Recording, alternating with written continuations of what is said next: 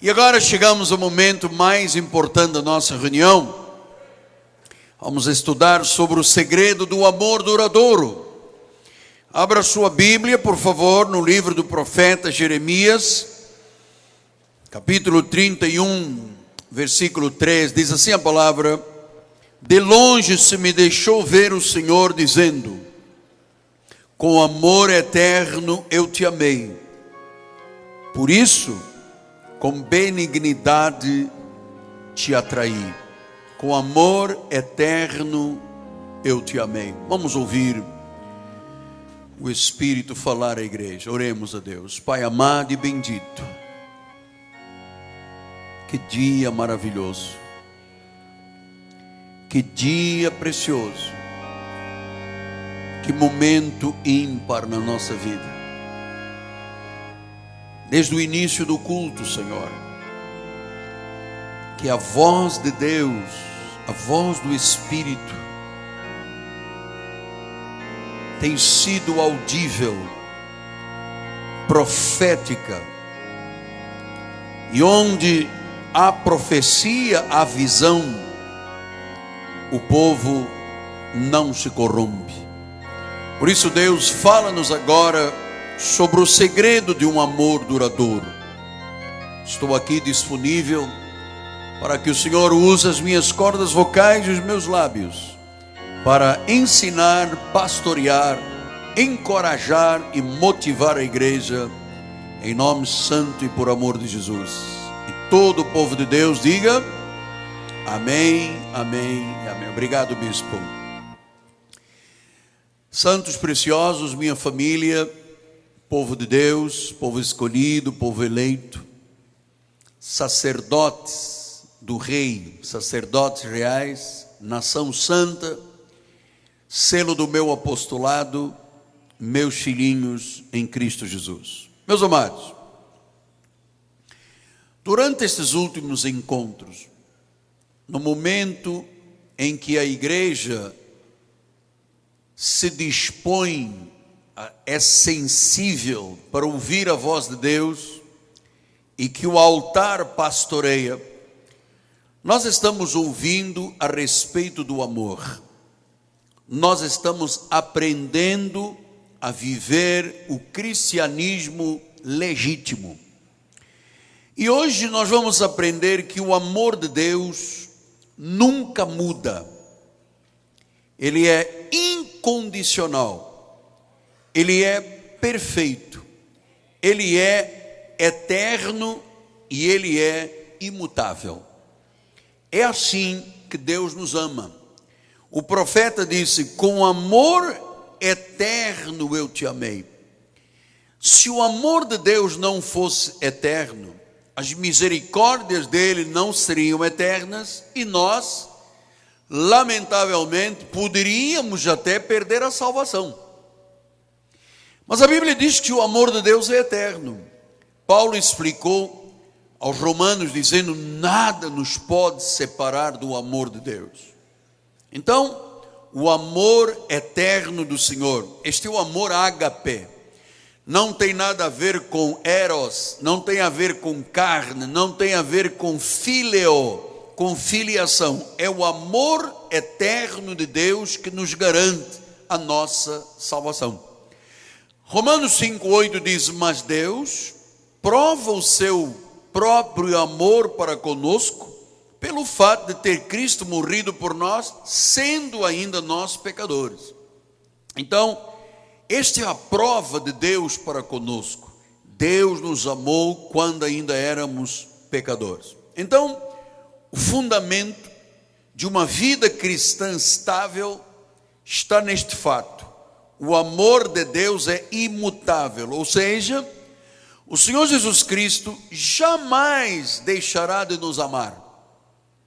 Isto é maravilhoso. Isto é graça de Deus. Uma vez que nos amou, nos ama para sempre. Uma vez que somos filhos para sempre. Uma vez que fomos ungidos para sempre. O amor de Deus é a graça de Deus, é para sempre. Então, Deus ordena na sua palavra que nós também tenhamos amor eterno e imutável e incondicional uns com os outros. Diz isto em João 17, 26. Eu lhes fiz conhecer o teu nome, e ainda farei conhecer, a fim de que o amor com que me amaste esteja neles e eu neles esteja. Então, aqui nós vamos trabalhar esta manhã num fato que talvez para muitos seja um fato assim impossível. Pastor, como é que eu posso amar como Deus? A Bíblia diz que esse amor com que Ele nos amou está em nós. Então, se está em nós, nós temos que aprender a amar de forma consistente, segura, forte e eterna. E talvez alguém diga, mas apóstolo, como assim? Não estou entendendo. É possível amar como Deus amou como? Nós estamos numa sociedade que 45% das uniões acabam em divórcio. Que 60% dos casados pela segunda vez acabam se divorciando.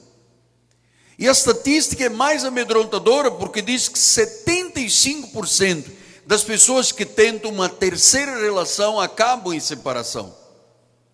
Como pode, apóstolo?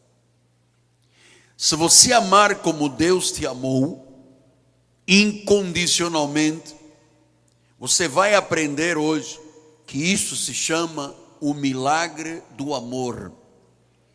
Um amor duradouro. E como é possível amar de forma duradoura e eterna? Se você amar como Deus te amou, com o mesmo amor que Ele colocou dentro de você, a sua graça. Pastor, mas isto parece uma utopia, isto é muito difícil, amar 24 horas. Amado, talvez você diga, ninguém pode ser feliz 24 horas. Você tem altos e baixos, mas o amor tem que ser duradouro. Se é o amor de Deus, o amor que Ele colocou em nós, tem que ser duradouro. Eu tenho que ensinar isso porque muitas pessoas já desistiram de amar. E por causa disso, existe esta situação que é muito dolorosa, chamada divórcio. Porque às vezes as pessoas passam por dificuldades, têm desacordos, têm diferenças, têm discórdias, têm desapontamentos, têm dúvidas, dificuldades. Mas se elas amarem, vencem este fantasma chamado o divórcio. Agora, se não existe este sentimento, por que eu estou batalhando diligentemente pela questão de realizar casamentos para aquelas pessoas que vivem apenas de forma conjugal? Porque uma das provas que você dá ao seu marido e à sua esposa quando se casa é que você tem uma proposta de amar eternamente. Senão existe sempre um fantasma de um divórcio. E eu creio que o divórcio é uma coisa muito destrutiva. Nós temos como preceito da nossa igreja dizer que Deus, a não ser por questões de adultério, Deus repudia o divórcio.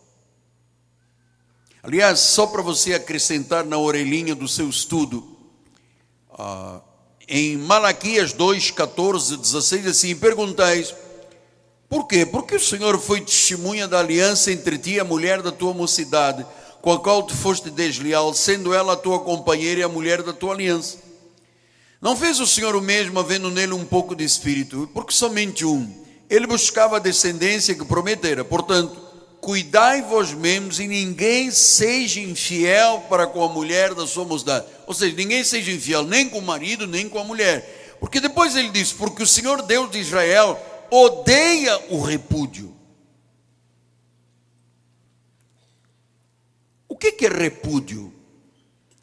Repúdio é quando uma pessoa tem uma relação e mantém uma relação fora da sua relação oficial.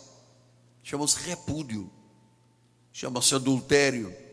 E claro, se Deus diz que odeia, significa que isto é tão monstruoso, romper uma aliança, que Deus só permite quando há o repúdio de uma das partes. Então, nós não podemos levar o casamento ou a relação matrimonial de forma trivial. Tem gente que muda de casamento e de relação como quem troca de roupa. Amado, o divórcio à luz da Bíblia, a não ser por repúdio, por relação sexual ilícita ou adultério, é um ato de violência, é uma grande injustiça. Por isso é que Deus deixa claro que Ele odeia o divórcio em função do repúdio. Pastor, quer dizer que se eu tiver incompatibilidade de gênios com a minha esposa ou com o meu marido, eu não tenho liberdade para divórcio? À luz da Bíblia, não. À luz da Bíblia, não existe incompatibilidades. Existe perdão, existe amor, existe compreensão, mas não existe na Bíblia Sagrada essa coisa da incompatibilidade. Então,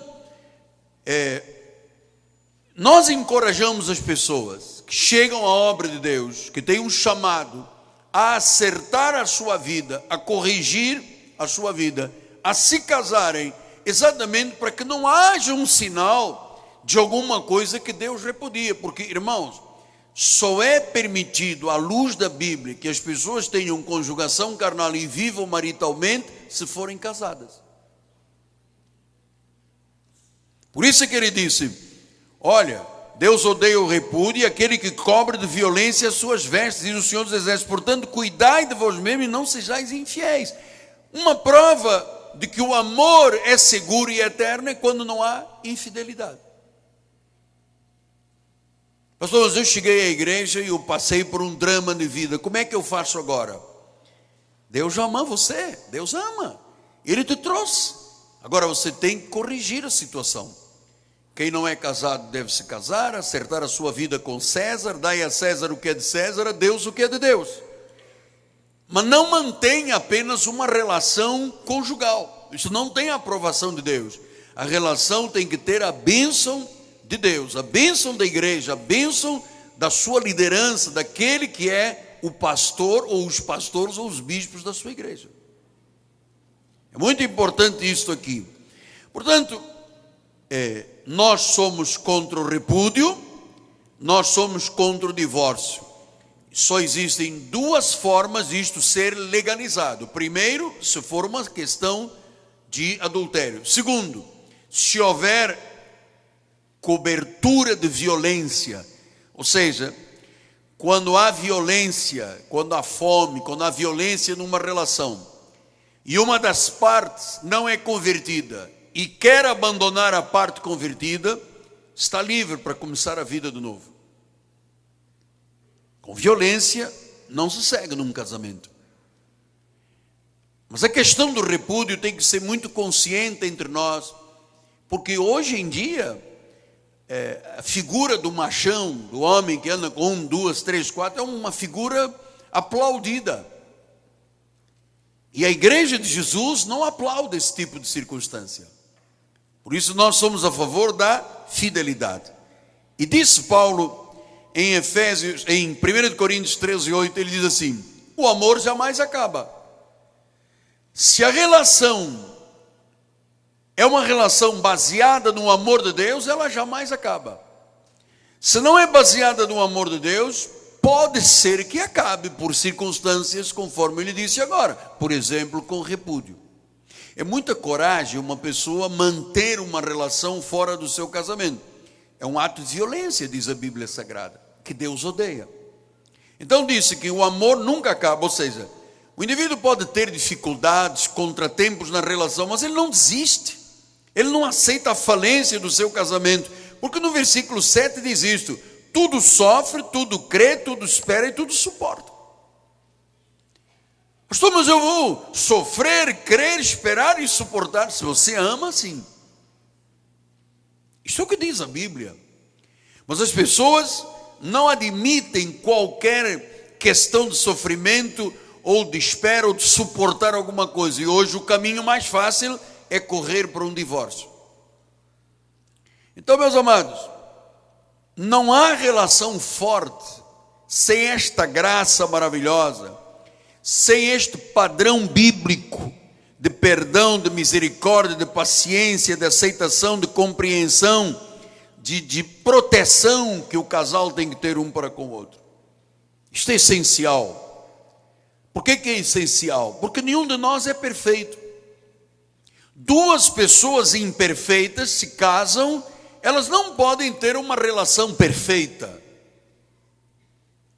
Então, é preciso que o amor de Deus esteja na nossa imperfeição da carne, para que o casamento seja duradouro, para que a relação seja duradoura. E eu vou mais, eu saio até das questões do casamento e passo às questões de relações interpessoais. Muita gente hoje tem um amigo, depois já não é mais amigo, depois ama, depois já não ama. Isso é falta de entendimento sobre a solidez de um amor ágape. Olha o que diz Romanos 3:10, 11 e 12. Não há um justo, não há um sequer, não há quem entenda, não há quem busque a Deus. Todos se extraviaram, umas se fizeram inúteis, não há quem faça o bem, não há um sequer. Então Paulo está dizendo, não há ninguém perfeito. E se não há ninguém perfeito, como é que se estabelece uma união duradoura? Quando a perfeição do amor de Deus se estabelece na relação. 1 João 1,8 diz isso. Se dissermos não temos pecado nenhum, a nós mesmos nos enganamos. Claro, não existem relações perfeitas.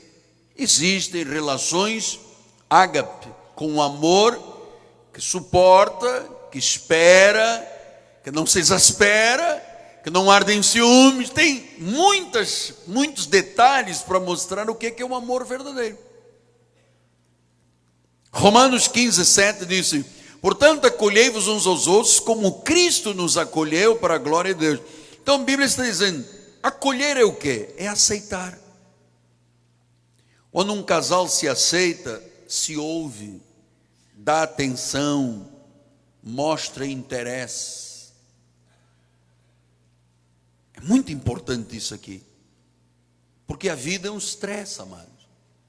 Eu, por exemplo, eu tenho 2 momentos na minha vida que eu preciso de muita compreensão na relação comigo. Uma delas é sábado à noite. Sábado à noite, você sabe, eu não durmo de sábado para domingo. Eu fico horas no meu escritório, eu oro, eu estudo. Eu tenho que ser entendido no ministério nessa questão. E depois é a segunda-feira à noite, ou a segunda-feira durante o dia, não importa, segunda-feira. Especialmente segunda-feira de manhã. Porque eu me dei tanto na igreja, eu me esvaziei tanto, que eu segunda-feira eu costumo dizer, eu sou um zumbi. Então tem que haver uma certa regra na relação, não só da minha família, mas até das pessoas que lidam comigo, que sabem que sábado à noite é muito difícil para mim, porque a expectativa do domingo, o que eu vou dizer, o que vai falar, como Deus vai se mover, o que vai acontecer na madrugada de oração, isso é muito importante. E claro, depois que isso tudo passa, segunda-feira, você pode imaginar como é que eu fico. Então precisa ver nesses detalhes das relações interpessoais, confiança, pessoas têm que crer, têm que acreditar no outro. O verdadeiro amor é um amor que confia, é um amor que acredita, é um amor que sempre crê. O amor ágape não tem cinismo, não tem sarcasmo, é confiável, não tem suspeitas, não tem dúvidas. Amado, quem ama, confia. Quem ama, confia. Então, quem ama sempre dá uma segunda chance. Quem ama, aprendeu a confiar em Deus, aprenda a confiar no próximo. Este é o amor de Deus. Olha como é que disse Isaías 55, 8 e 9. Ele diz assim: os meus pensamentos não são os vossos, nem os meus caminhos os vossos caminhos. diz o versículo 9, são mais altos. Quer dizer que quando você confia em Deus, a sua forma de agir, de pensar, é confiável. A maior dádiva que você, marido, pode dar à sua esposa é confiar nela. A maior dádiva que você, esposa, pode dar ao seu marido é você confiar nele. É uma dádiva de amor. Acreditar um no outro é uma dádiva milagrosa. Ser credível é uma grande bênção. Você sabe, pela experiência que eu tenho de muitos anos de ministério, muita gente fala comigo. Então, há maridos que esperam a esposa dizer-lhe uma vez na vida: eu confio em você. Há esposas desesperadas para ouvirem o marido dizer: eu confio em você. Porque Gálatas 5,6 diz isso: porque em Cristo Jesus nem a circuncisão nem a circuncisão tem valor algum, mas a fé que atua pelo amor. Então, quem tem fé ama de forma duradoura. Então, amor duradouro é aquele amor que espera o melhor do outro, é o amor positivo, esperançoso. A Bíblia diz: não acaba. Quem ama acredita em milagres, quem ama sabe que não acaba. Pastor, e o que mais mata uma relação? Você sabe, se um marido, se uma esposa, se um empresário, se um pai se negligencia uma relação, isso mata a relação. Não dizer eu te amo. Tem casais que vivem ao lado um do outro anos a fio, não dizem eu te amo, não tem um gesto de amor, não tem um abraço, não tem um beijo, estão sempre ocupados para tudo, para que o amor não seja o ideal da vida. Então eu vou lhe dizer, minha querida irmã, meu amado, não desista perante qualquer circunstância. Seja determinado, seja persistente, seja diligente, seja resoluto, a despeito de qualquer situação, numa relação de casamento, ou numa relação de família, ou numa relação interpessoal. Porque eu aprendi que isso tudo se constrói, tanto a confiança quanto o amor. Você sabe, um cogumelo demora 6 horas para se desenvolver. Caiu a semente, 6 horas depois tem o cogumelo. Também com um ventinho ele cai. E um carvalho demora 60 anos para ter a sua vida adulta, sólida. Bate vento, cai chuva, lá está o carvalho de justiça. E há pessoas que têm na sua relação um casamento de cogumelo. Foi rápido, e rápido acaba. Mas tem pessoas que constroem uma relação duradoura, são como o carvalho. Então você tem que proteger as suas relações, sejam elas interfamiliares, interpessoais ou do seu casamento. Você tem que ter um compromisso sério, sabendo que confiar é amar de verdade, é agradar um ao outro, é evitar qualquer situação que seja uma tentação. Então vamos ver agora alguns pontos que eu quero passar a você. Primeiro, como é que eu protejo as minhas relações? Seja no casamento, seja nas minhas relações de amizade, nas minhas relações sociais. Vamos aprender isto com o casamento. Primeiro, fale com o seu marido e fale com a sua esposa. Falar significa ser honesto, significa mostrar sentimentos, reafirmar sentimentos, dialogar. Olha, amado, você sabe qual é a pior coisa que existe numa relação? Silêncio. Quando o casal silencia, significa que o casamento já está esboroado. Tem gente que briga, que luta, que discute pelo casamento, mas há um dia que diz: não, vou silenciar. Esse silêncio já é a prova que você já destruiu a sua relação. Então, fale. Provérbios 12, 18 diz isso: há alguém cuja tagarelice é como ponta de espada, mas a língua dos sábios, a língua de um crente, ela é medicina. Quando você fala ao seu marido, à sua esposa, aos seus amigos, seus funcionários, você é medicina. Proteja o seu casamento e as suas relações, primeiro falando. Segundo lugar, guarde seu coração de ciúmes doentios. Você sabe, o problema de ter ciúmes não é o problema.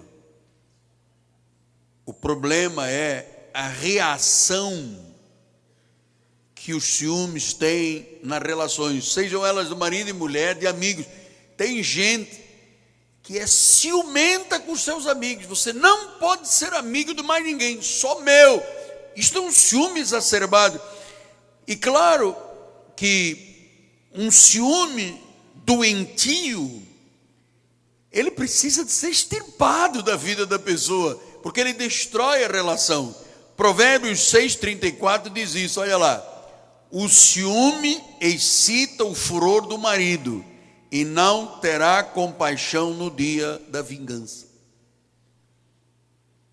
O ciúme o que é? É uma insegurança, é uma doença. A pessoa não tem um amor seguro, e então ela extravasa com atitudes às vezes incongruentes, inconstantes. Tem gente que dá unhada, tem gente que bate, tem gente que quebra, tudo por causa do ciúme. Então diz que o ciúme excita o furor. O que disse Paulo em 1 Coríntios 13,4? O amor é paciente, o amor não arde em ciúme. Significa que o ciúme é um sentimento doente e doentio descontrolado, de posse. Isso não é bom. A Bíblia diz que quem ama não precisa ter esse tipo de reação. Pode até ter um pouco de ciúme, é lógico, todo mundo tem uns dos outros. Mas ser doentio, arder em ciúme, não. É uma prova de desamor, de insegurança. Então, se você sente isto, tire da sua vida. Terceiro lugar, aprenda a desfrutar do seu marido e da sua esposa. Você sabe, Deus deu um homem e uma mulher para viverem juntos, terem filhos, dormirem juntos, desfrutarem da vida, trabalharem, sonharem, construírem. Mas é preciso que as pessoas se apreciem, se respeitem, se honrem, que vejam o caráter bom do cônjuge, não traga o passado para o presente, que saiba proteger o seu cônjuge, seja sincero, que tenha momentos a sós com o seu cônjuge. Quando o casal começa a colocar os filhos em primeiro lugar ou os amigos, a relação está em crise. 1 Coríntios 10,13 ele disse: não vos sobreveio tentação que não fosse humana, mas Deus é fiel e não permitirá que sejais tentados além das vossas forças. Pelo contrário, juntamente com a tentação proverá livramento, de forma que possais suportar. Agora entra no quarto ponto. Não deixe áreas vulneráveis na sua relação, seja ela marido e mulher, familiar, profissional. Não deixe áreas vulneráveis. O inimigo sabe quais são as áreas de fraqueza. Por isso é que Paulo diz, pode vir uma tentação, mas Deus provê o escape. Provérbios 4,23 diz, sobre tudo que deve guardar, guarda o coração. Não deixe o coração vulnerável. 1 Coríntios 6,18, foge da impureza. É muito interessante um casal que ama, ou uma família que ama, ou uma relação interpessoal ou social, de não haver áreas vulneráveis. Então, se eu não tenho áreas vulneráveis, quinto ponto, o meu cônjuge vive seguro. Então, nós evangélicos temos que evitar totalmente qualquer relacionamento que gere desconfiança. Para os cônjuges se manter firme, para um empregado, para um amigo, na relação, amado, não guarde segredos. Você sabe, a minha caixa de segredos é minha mulher, e a minha mulher é minha caixa e eu sou a dela. Então os segredos são entre nós, revelados um ao outro. Eu não guardo um segredo que a minha mulher amanhã abra o meu telefone e acha uma... Não tenho isso aqui. Chama-se transparência. Você sabe, quem guarda segredos não honra. E Efésios 4,19 diz: os quais, tendo se tornado insensíveis, se entregaram à dissolução, cometeram toda a sorte de impureza. Amado, não guarde segredos com o seu cônjuge. Sua mulher ou o seu marido tem que ser os seus melhores amigos, o seu melhor amigo, a sua melhor amiga. A caixa de ressonância dos segredos tem que ser um com o outro. Se você se habitua a guardar segredos, você estará sempre fragilizado. Então é melhor falar, é melhor abrir o jogo, é melhor um confiar no outro. 6º lugar, aprenda a ter sempre um envolvimento profundo com a igreja. Amado, seja diligente com a obra de Deus, envolva-se com a obra. Você sabe, nós temos escola dominical, traga o seu filho. Temos juventude, encoraje o seu filho.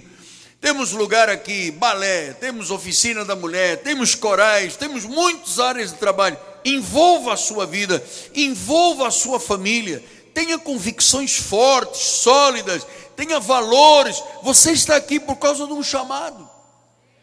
Você não está aqui por causa do apóstolo, você está aqui porque Deus lhe chamou.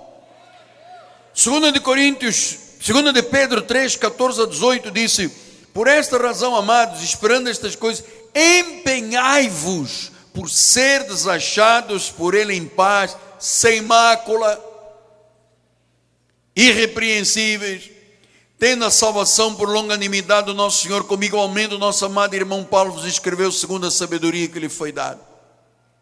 Ao falar destes assuntos, como de fato costuma fazer em todas as suas epístolas, o quais há certas coisas difíceis de entender, que os ignorantes e instáveis deturpam, como também deturpam as demais escrituras para a própria destruição deles. Vós, amados, prevenidos como estáis de antemão, acautelai-vos. Não suceda que, arrastados pelo erro desse insubordinado, descaiais da vossa firmeza.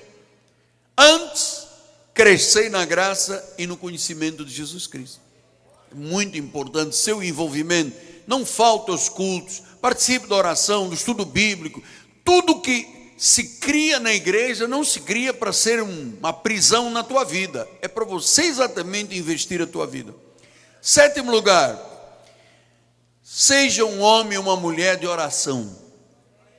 Amado, este é o segredo da vida espiritual bem-sucedida. Quando você ora, você torna a sua vida resistente a tentações.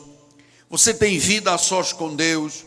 Você tem vida de intimidade com Deus. Você tem compromisso de oração. As suas relações passam a ser fortes, duradouras, amorosas, verdadeiras, porque você tem uma vida de oração. Onde há oração não há lugar para diabo nenhum, meu amado. Gálatas 3, 9 e 10 diz: de modo que os da fé são abençoados com o crente Abraão. Todos quantos, pois, são das obras da lei, estão debaixo de maldição. Maldito aquele que não permanece nas coisas escritas no livro da lei para praticá-las. Então, se você viver uma vida da lei, sem este compromisso com Deus, sem estas raízes sólidas, você está debaixo de maldição. E vou lhe dizer uma coisa, é assim que a maioria dos crentes vive. Mas a sua vida foi chamada para ser uma bênção. Você tem fé abençoada como o crente Abraão. A lei é uma lei amaldiçoada. 7º lugar, isso que eu vou lhe passar nestes próximos minutos não está na sua apostila. Você deve escrever o 7º ponto, que eu creio que é o mais importante deste encontro, deste estudo de hoje. Ninguém consegue amar de forma duradoura se tiver prisões emocionais. Davi escreveu no Salmo 142 uma das passagens mais profundas no que diz respeito à área emocional da vida. Ele disse assim: tira a minha alma do cárcere, para que eu dê graças ao teu nome. Os justos me rodearão quando me fizeres esse bem. Então eu vou lhe dizer, amado, vamos tratar nestes próximos minutos de um assunto, e eu vou lhe encorajar, deixe que Deus trate de você com o que eu lhe vou ensinar agora. Porque Davi estava com a sua alma, com as suas emoções no cárcere, estava na prisão. Você sabe, as nossas emoções são muito valiosas. Nós temos sentimentos, nós temos sensações, nós sorrimos, nós nos alegramos, nós amamos, nós choramos, nós sofremos. Ninguém é feliz 24 horas por dia. E claro que se você não for uma pessoa focada nisto que eu lhe ensino, no amor de Deus, na Bíblia, na igreja, existem cárceres emocionais muito fortes, que tiram a liberdade da vida. Eu vou lhe dizer uma coisa: há muita gente presa emocionalmente, dominada por suas emoções negativas. Por isso é que Davi diz: Senhor, tira a minha alma do cárcere. Eu já experimentei isto várias vezes na vida, amado. E olha, existem cárceres, prisões muito fortes. Quer ver uma delas? Repressão. Você sabe que há pessoas que têm sonhos reprimidos. Elas vivem engolindo sapos o dia inteiro.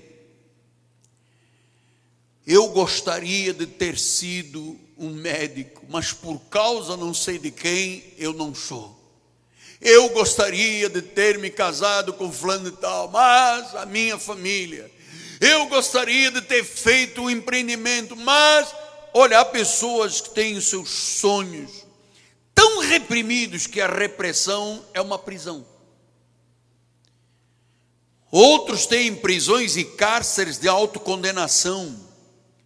Há pessoas que vivem se autoacusando por causa de seus erros, das suas falhas.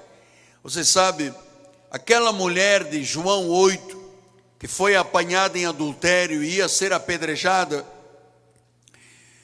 você sabe quantas pedradas ela não deu nela mesma, porque vivia em adultério, andava com um hoje, amanhã com o outro.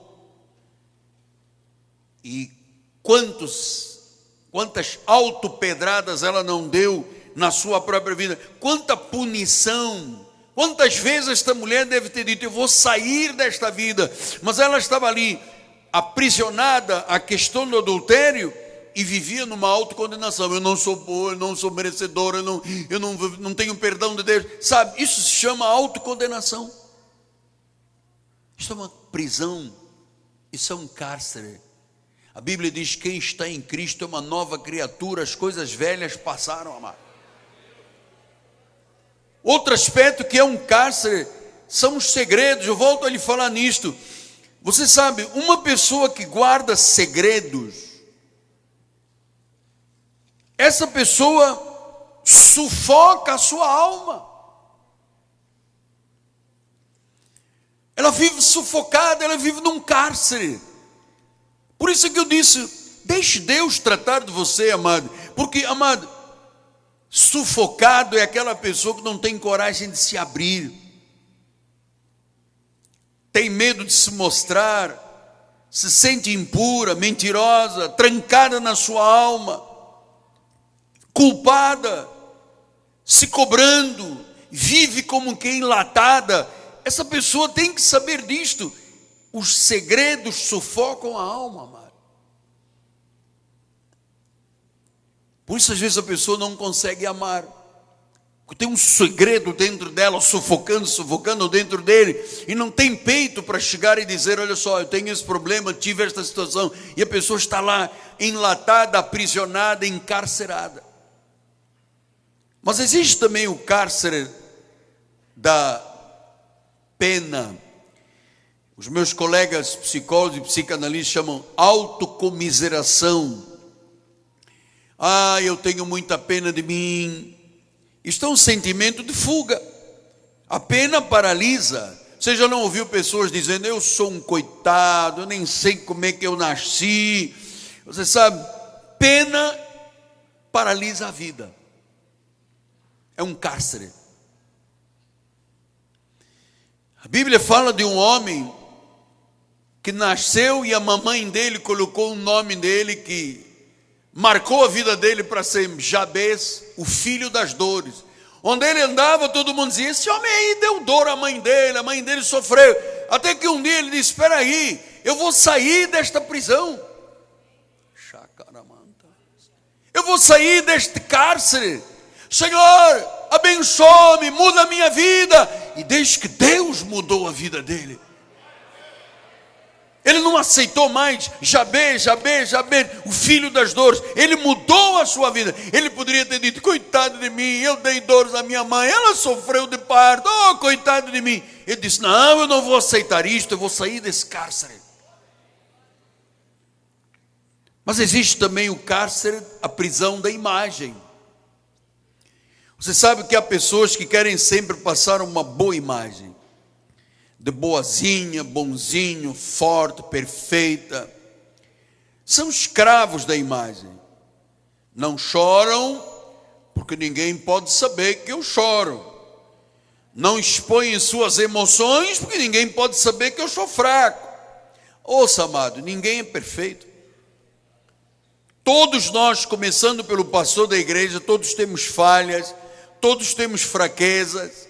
Olha lá, Davi disse: Senhor, tira a minha alma do cárcere. Você sabe o que Paulo disse um dia?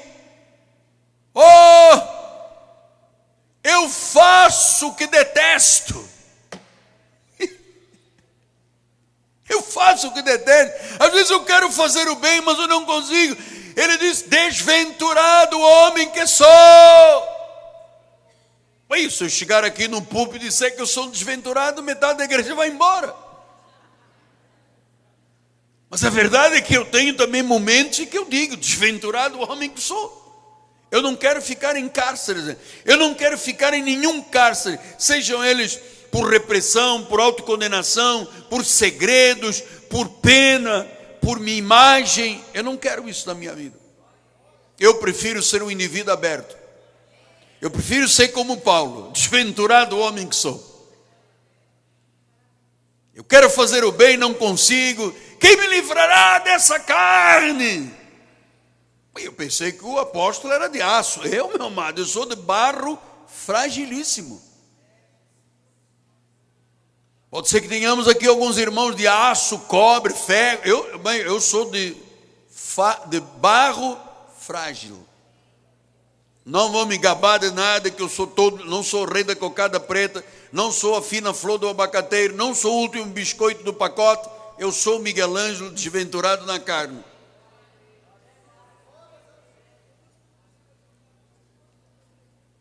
O último biscoito do pacote, ainda todo amassadinho. Então, amado,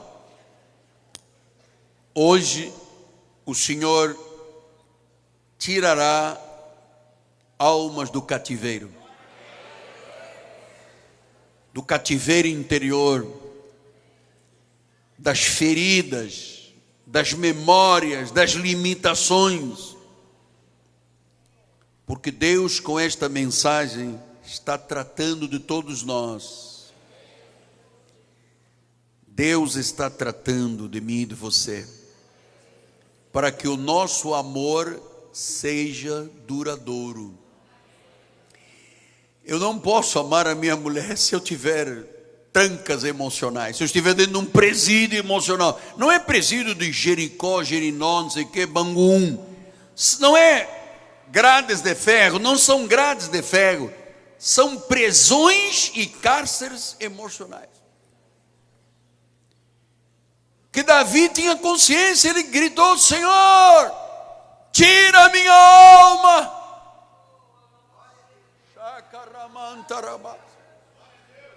Senhor, tira-me da vida sufocada. Senhor, tira minha alma dessa autocondenação, dessa repressão.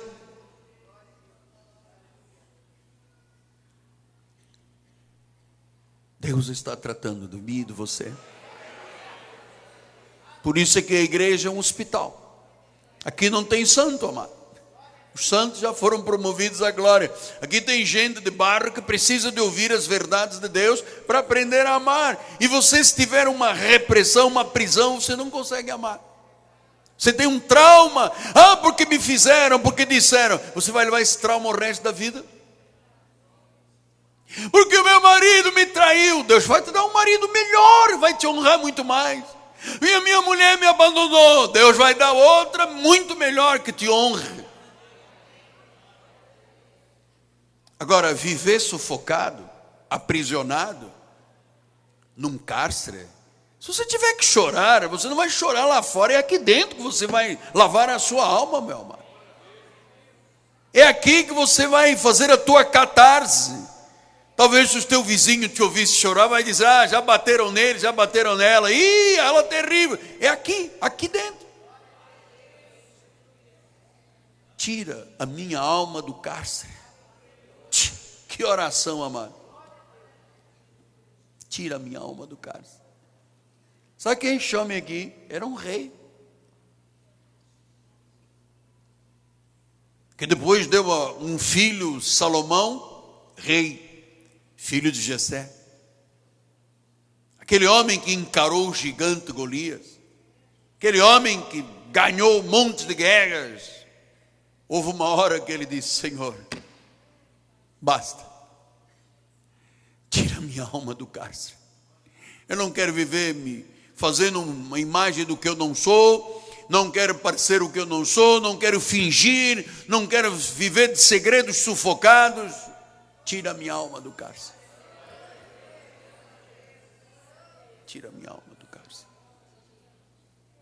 Por isso, amado, eu sou um indivíduo muito transparente. Tem gente que diz, eu conheço ele. Quando ele não está bem, ele diz que não está bem. Eu não finjo. Porque eu não tenho cárcere. Já tive muitos. Não estou em nenhum cárcere da vida, amado. Já disse muita vez isso aí, no meu passado, chorando, só Deus sabe, fingindo que era forte. Eu hoje não finjo mais nada. Se eu tenho dor na perna, eu cocheio mesmo. Se eu estou feliz, eu rio. Se eu não estou feliz, eu não rio. Eu não tenho cárceres na minha alma. Eu quero que você saiba que você está tratando com um indivíduo normal. Sincero. Honesto. Que não esconda as verdades. Sabe por quê? Porque eu não tenho cárceres.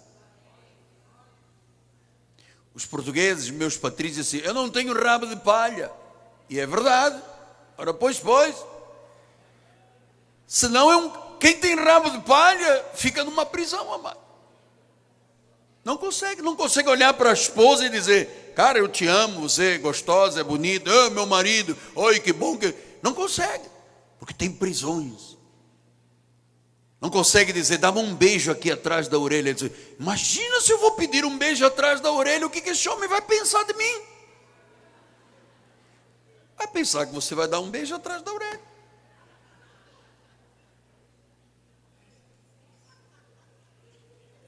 Porque em casa é tudo às escuras, apóstolo. Desliga a luz, tomamos banho às escuras, ninguém vê um ao outro. Por quê?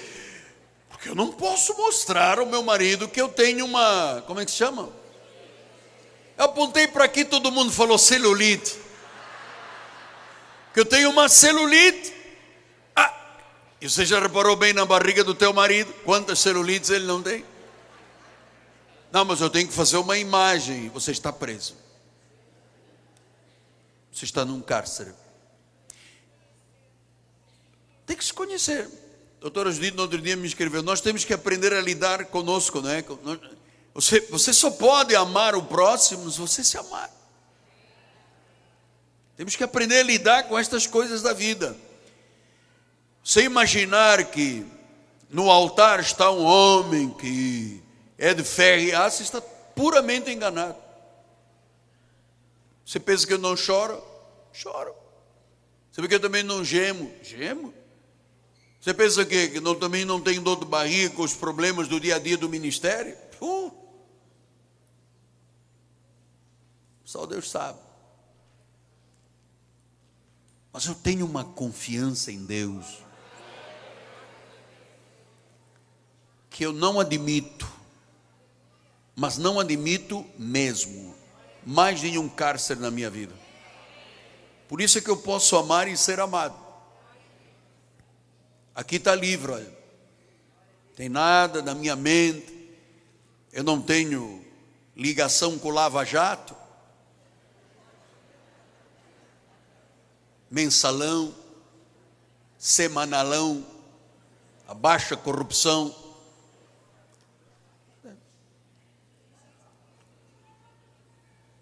Então eu termino dizendo: hoje Deus liberta qualquer alma do cárcere.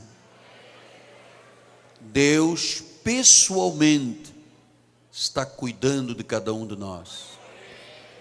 E eu recebo esses cuidados para a minha vida, em nome de Jesus Cristo, para que o nosso amor possa ser duradouro, incondicional, o amor de Deus, em nome de Jesus.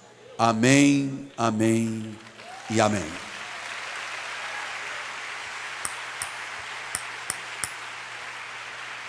Glória a Deus. Vamos ficar de pé. Nossa bispa vai dar a bênção final.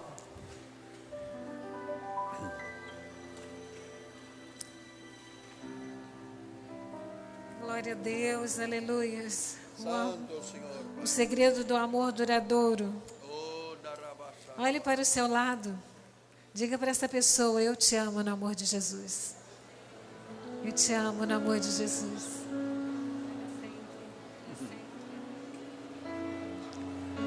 Amor duradouro, amor para sempre, porque Ele nos amou. Glória a Jesus. Aleluias. Agora levante as suas mãos para os céus. Obrigada, Senhor, porque Tu nos amaste primeiro. Obrigada, Senhor, porque Tu tens renovado o amor nos nossos corações. Saímos daqui nesta manhã preparados para amar a cada dia mais e mais. Senhor, põe Teus anjos ao nosso derredor, livrando-nos de todos os males, Pai. Guardando nossa entrada e nossa saída, Senhor. E nós profetizamos uma semana cheia de vitórias, onde veremos o Teu mover na vida de cada um de nós. Saia daqui na certeza de que Deus tem preparado o melhor para a sua vida. Tome posse disso. Graça e paz em nome de Jesus. Bom domingo, bom almoço.